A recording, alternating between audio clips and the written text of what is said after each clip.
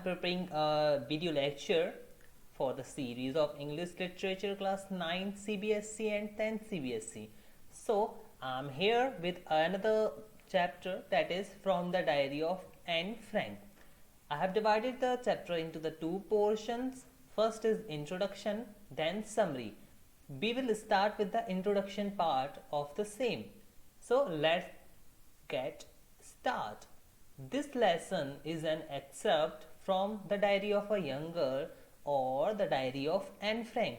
ये जो चैप्टर है वो एक हिस्सा है, एक पार्ट है पूरी डायरी का, जिसका नाम है, पूरी डायरी जो है उसका नाम है the diary of a young girl, और उस डायरी को एक और नाम से जाना जाता है the diary of Anne Frank.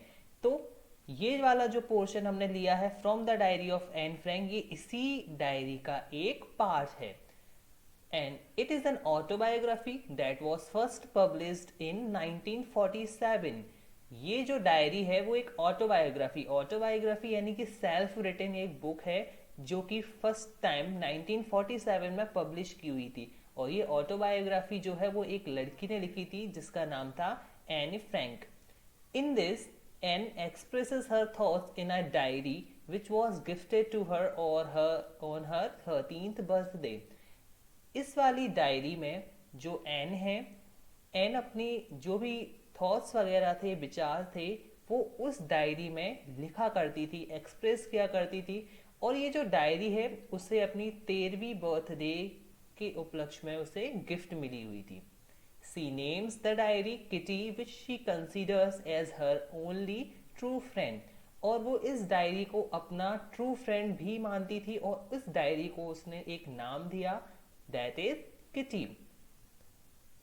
She mentions about her childhood, her family and a lot other things that she told no one else.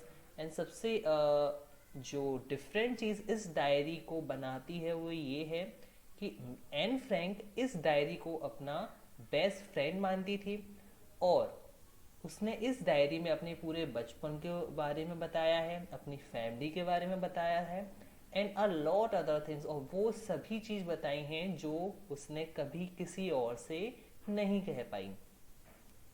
तो let's start with the summary part from the diary of Anne Frank. In this lesson, Anne talks about being lonely and having no one to talk to despite being surrounded by family and around 30 people whom she called her friends. इस lesson में हमें ये पता चलता है जो N है वो अपनी लाइफ में काफ़ी ज़्यादा लोनलीनेस फील करती है, काफ़ी अकेला महसूस करती है.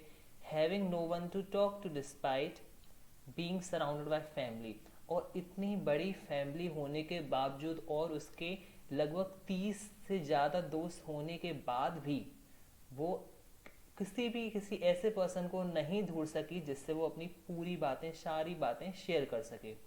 And thus she takes the decision of writing her feelings in a diary. इसीलिए जब वो अपनी फीलिंग्स को किसी से शेयर नहीं कर पा रही थी तभी उसने डिसीजन लिया कि वो जो भी उसकी फीलिंग्स हैं वो अब इस डायरी में नोट करेगी. एंड दिस वे उसने एक पूरी डायरी ही अपनी लिख दी.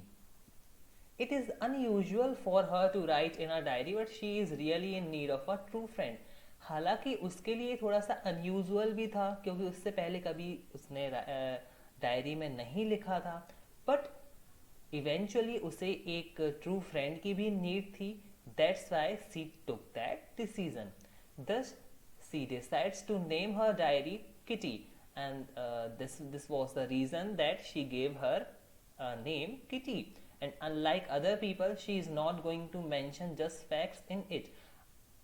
हाँ, नॉर्मली क्या करते हैं सभी लोग, जो डायरी होती है उसमें कोई फैक्ट्स लिखता है, कोई कुछ थॉट्स लिखते हैं, बट एन फ्रैंक ने जो है इसे यूजुअली ना लेते हुए उसने केवल इसमें फैक्ट्स नहीं लिखे but she starts with writing her background. सबसे पहले उसने अपना बैकग्राउंड बताया, यानी कि वो कब उसका जन्म हुआ था, कहाँ हुआ था, and to make it easier to understand for anyone who reads it.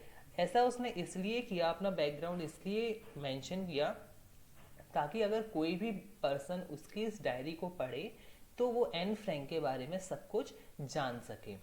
She describes her family and early childhood when they all migrated.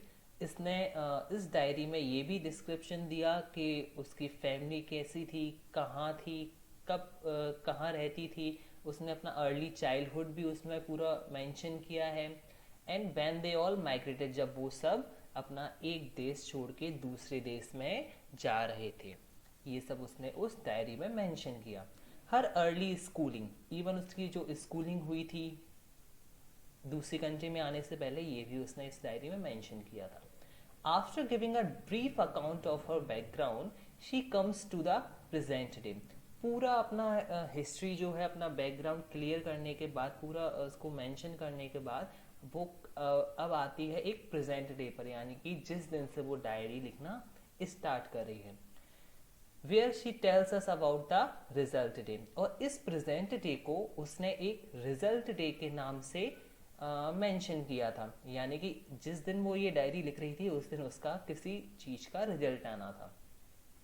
Everyone in the class is nervous about their result and boys are even making bets. अब वो क्या एक scene बताती है कि उस दिन result तो आना ही था, तो जो भी उसके क्लासमेट्स थे सभी लोग काफ़ी ज़्यादा नर्वस थे अबाउट देयर रिजल्ट, अपने रिजल्ट्स को लेकर. और इवन जो वहाँ के बॉयज़ थे क्लास के, वो भी काफ़ी शर्त लगा रहे थे कि कौन फर्स्ट आएगा, कौन सेकंड आएगा, दिस पे.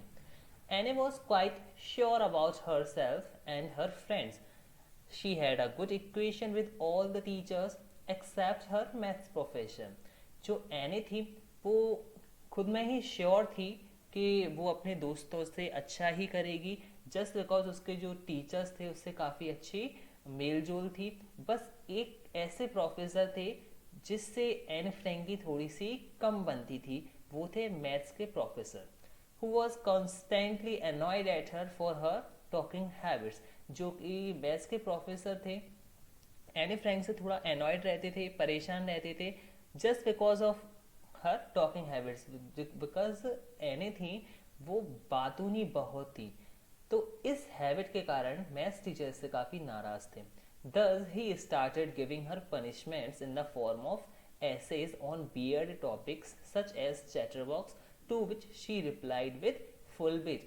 इसीलिए मैथ्स के प्रोफेसर ने एन फ्रैंक को सजा देने के लिए कुछ टॉपिक्स दे दिए, जस्ट बिकॉज वो चाहते थे कुछ पनिशमेंट मिले उसे. तो उन्होंने टॉपिक बहुत अजीब ही टाइप के टॉपिक्स दिए, like chatter box. Chatter box यानी कि बातें करने वाला एक डिब्बा टाइप का. तो इस प्रकार का एक टॉपिक दिया ताकि एन फ्रैंक इसके ऊपर लिख के लाए. और जो एन फ्रैंक है वो भी काफ़ी चतुराई से इस पूरे ऐसे को लिख कर लाई. And then she wrote essays that were funny. उसने इस प्रकार इस ऐसे को लिखा कि वो काफ़ी ज़्यादा फनी और बहुत अच्छे से एक्सप्लेन किया हुआ था. That this was a trait that she inherited from her mother and not much could be done about it. और उसने अपने ऐसे में एक लाइन ये भी मेंशन की कि ये जो भी सारी हैबिट है उसकी ज़्यादा बातचीत करने की, वो उसे उसकी माँ से मिली है और इस बारे में वो ज़्यादा कुछ नहीं कर सकती. तो यही लाइन है जो इस ऐसे को बहुत ज़्यादा फनी बना देती है. He kept on giving her essays until she wrote a satire. And after that third and last assignment, Mr. Keesing never pointed her out for talking. तो ऐसा ही कुछ दिन और चलता रहा. प्रोफेसर मैथ्स के प्रोफेसर ने उसे और असाइनमेंट्स दिए और टॉपिक्स दिए, पनिशमेंट बढ़ाते गए.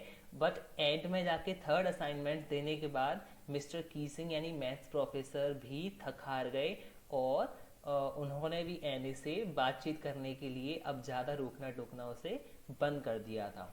सो this way our summary portion completes, and well, we will see you in the next video. Thank you so much, and please subscribe my channel for the upcoming video.